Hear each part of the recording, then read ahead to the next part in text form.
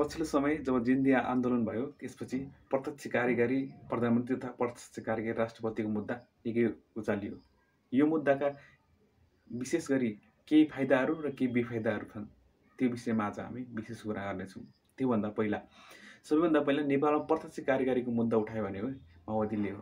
अनुसार प्रत्यक्ष निर्वाचित कार्यकारी राष्ट्रपति बनाउने ठाउँमा यो देशलाई पुर्याइनेछ। तर त्यतिखेर माओवादीको जुन पार्लियामेन्टमा हुनुपर्ने मेजोरिटी जित्न सकेन, न 69को चुनावमा, न त्योभन्दा पहिला र न पछिल्लो चुनाव 79मा कुनै पनि बहुमत नहुँदा उनीहरूले त्यो मुद्दालाई जागरुक गर्न सकेनन्। त्यसपछि लगत्तै जब राष्ट्रसभाको उदय भयो नेपालमा अहिलेको हालसालैको गत चुनावमा, त्यसपछि राष्ट्रसभालाई यो प्रत्यक्ष कार्यकारीको मुद्दा अगाडि ल्यायो र पछिल्लो समय जसरी भाद्र 23-24 गतिको जिन्दिया आन्दोलनपछि यो प्रत्यक्ष कार्यकारीको मुद्दा अझै अगाडि सरेको छ। विशेष गरी नेपालका चर्चित मेयरहरू बालिन शाह, अर्क सम्पाहरूले पनि यो मुद्दालाई निकै अगाडि सारेको छ यतिखेर र देशमा हैन प्रत्यक्ष जनताले चुन्ने यो आज म यस विषयमा हुने नेपाल जस्तो देशमा हुन सक्ने केही नेगेटिभ र पोजिटिभ दुईटै कुरालाई विशेष कुरा गर्नेछु। त्योभन्दा पहिला यो भिडियोमा म सुरुमा यसका के चाहिँ बेफाइदाहरू छन् जसले गर्दाखेरि हाम्रो जस्तो मुलुकमा के इफेक्ट पार्न सक्छ भन्ने विषयमा कुरा गर्न चाहन्छु।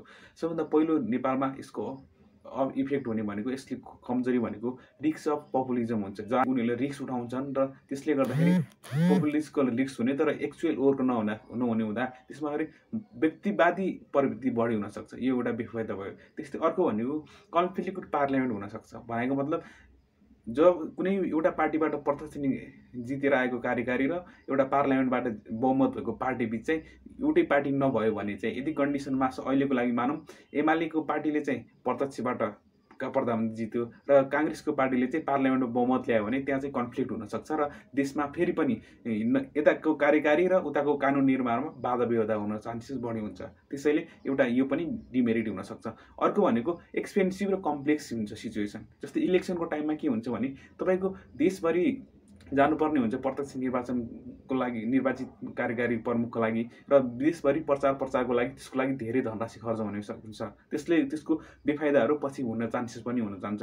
अर्को कुरा भनेको एकदमै कम्प्लेक्स हुन्छ, किनभने नेपालको भूभागभरि जानुपर्ने हुन्छ। त्यसले गर्दाखेरि व्यक्तिलाई चाहिँ जुन क्यान्डिडेट छ उसलाई चाहिँ कम्प्लेक्सिटी हुनसक्छ। अर्को भनेको मल्टी पार्टी सिस्टम चाहिँ बिस्तारै विक हुँदै जान्छ, किनभने एउटा एकताको व्यक्तिले कार्यकारी प्रमुख जितिसकेपछि उसले पार्लियामेन्टको कुरा भन्दा पनि आफ्नो एकतर्फी कानुनहरू निर्माण गर्ने, एकतर्फी शासन सत्ता चलाउने र एकतर्फी चाहिँ जसरी अहिले अमेरिकामा डोनाल्ड ट्रम्पले गरिरहेका छन् एकतर्फी नियमहरू लागू गर्ने जस्ता कुराहरूले गर्दाखेरि जुन पार्टी सिस्टम छ त्यसलाई चाहिँ बिस्तारै विक बनाउँदै जान्छ र एउटा व्यक्तिमा डिपेन्ड हुन जान्छ। होल देशको सरकार सिस्टम र जुन कार्य प्रणाली छ त्यो चाहिँ एउटा व्यक्तिमा डिपेन्ड हुन जान्छ। त्यसले गर्दाखेरि मल्टिपार्टी सिस्टम विक हुँदै बित्तिकै के हुन्छ भन्दाखेरि नेपालमा उसले केही नराम्रो गर्यो भने, जस्तै अहिले त हाम्रो जुन सिस्टममा छ पार्लियामेन्टरी सिस्टम छ त्यसमा चाहिँ कुनै प्रधानमन्त्रीले नराम्रो गर्यो भने, उसले कुनै कार्य राम्रोसँग गरेको छैन भने हामी त्यसमा पार्लियामेन्टको आवाज उठाएर त्यो पार्टीको सरकार ढाल्ने चान्सेस हुन्छ पार्लियामेन्टबाटै बहुमत पुगेर।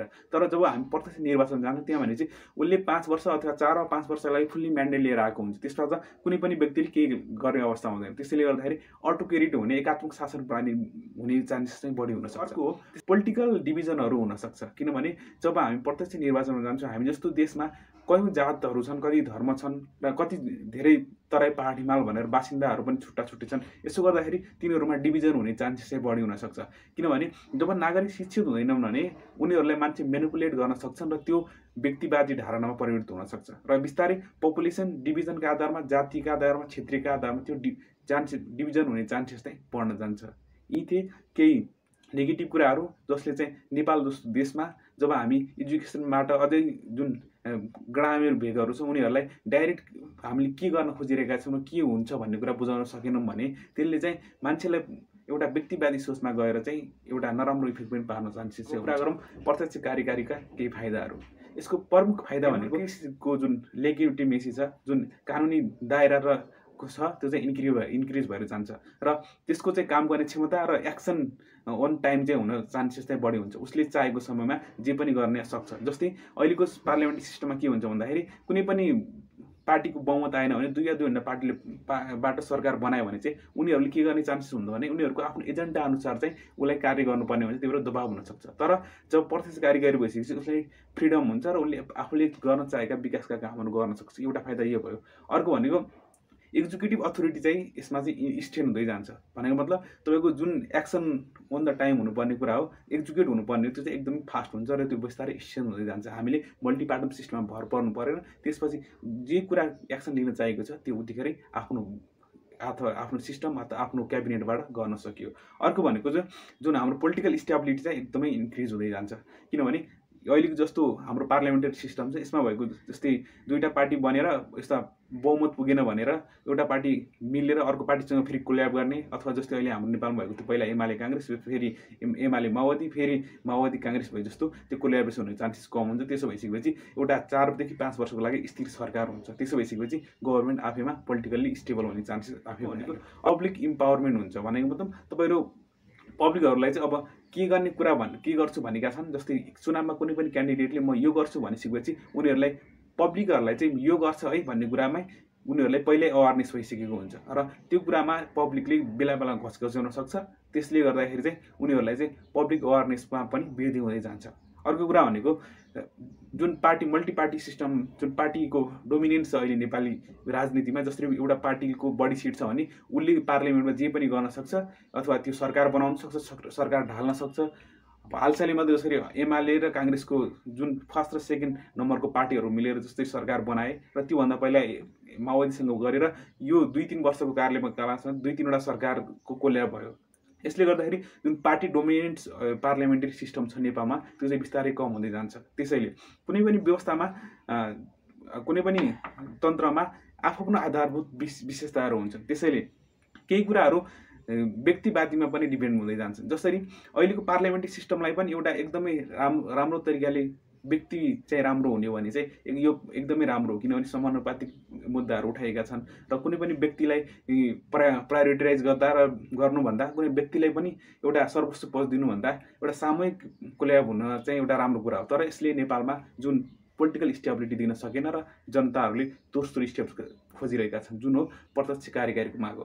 अब प्रत्यक्ष कार्यकारीका मुख्य नेगेटिभ इफेक्ट के हुन सक्छ भने हाम्रो देशमा, किनभने सबै जनताहरू सबै भूभागका मान्छेहरू त्यति राम्रोसँग बुझेका छैनन्। त्यसैले कुनै पनि व्यक्तिले त्यसलाई आफ्नो चर्चाको लागि, आफ्नो भोटिङको लागि चाहिँ अब जे पनि बोलिदिन सक्छ र जुन नेगेटिभ कुराहरू फैलाएर पनि आफू अगाडि आउन सक्छ। त्यसले गर्दाखेरि ऊ अटोक्रेट हुने चान्सेस बढी हुन्छ, एकात्मक शासन हुने चान्सेस बढी हुन्छ। किनभने 5 वर्ष उसँग म्यान्डेट भइसकेपछि यदि उसले आफूले राम्रो गर्न सकेन भने र जनताको भावनाअनुसार काम गर्न सकेन भने 5 वर्षको म्यान्डेटमा उसले आफूले चाहेका नचाहेका सबै काम गर्न सक्छ। जसले गर्दाखेरि चाहिँ जुन एकात्मक शासन प्रणाली हुन्छ भन्दा सेकेन्डरी जुन मोनार्की जस्तो सिस्टम नि फिल हुनसक्छ। तर शासक राम्रो भयो भने सिस्टमले त्यति फरक पार्दैन र यदि शासक व्यक्तिवादी नभएर आफ्नो देशप्रति वफादार र जनताप्रति सधैँ उत्तरदायित्व वहन गर्ने व्यक्ति भयो भने चाहिँ देशलाई एउटा राम्रो हुनसक्छ भन्दै तपाईहरुलाई के लाग्छ? नेपालको जुन भूगोल अनुसार, नेपालको जनताको जुन कन्डिसन अनुसार, त्यस अनुसार चाहिँ प्रत्यक्ष या पार्लियामेन्ट्री कुन सिस्टम राम्रो छ? आफ्नो धारणा राख्न नबिर्सिनु होला र हाम्रो च्यानललाई लाइक र भिडियोलाई सब्स्क्राइब गर्न पनि नबिर्सिनु होला। धन्यवाद।